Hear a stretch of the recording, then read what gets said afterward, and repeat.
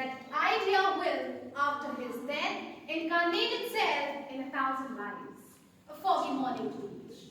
Well, Netaji Subhash Chandra Bose, a revered leader who was born on 23rd January 1897 in Cuttack, Odisha, to Janakinath, who was inclined towards the English culture, and Prabhavati Bose, who strongly believed in Hinduism.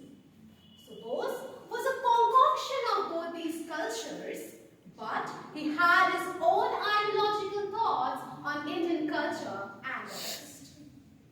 He wanted to go for Indian civil services, but he abandoned this idea, and after getting inspired by Gandhiji, went to join the national struggle for freedom. He had certain queries, so he further went to Mumbai to Gandhiji in order to clear all his queries, but unfortunately, he was not content with his answers. Bose believed in immediate action. According to him, anti-imperialism in the current phase and socialism has to be fostered after gaining independence. But most of the people did not fit with the ideology of Bose. Most specifically, Gandhiji. He was arrested and after a hunger strike was released. He did not want to get into the surveillance of the British, so he escaped and went into the Nazi Germany. Let me share you an anecdote. Whenever Hitler came into his court, all the courtiers stood up and shook his hands, except Bose.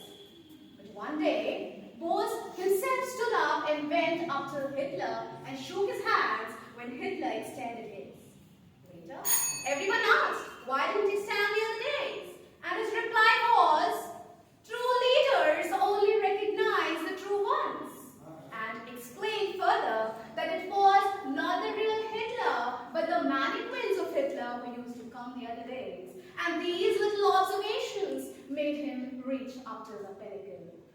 He helped them to defeat the British, and finally, he created such an environment wherein the British army were against their own country. Also, they created such an aroma wherein the British were compelled to leave our motherland, and here Bose proves to be a true nation leader. My deepest thanks.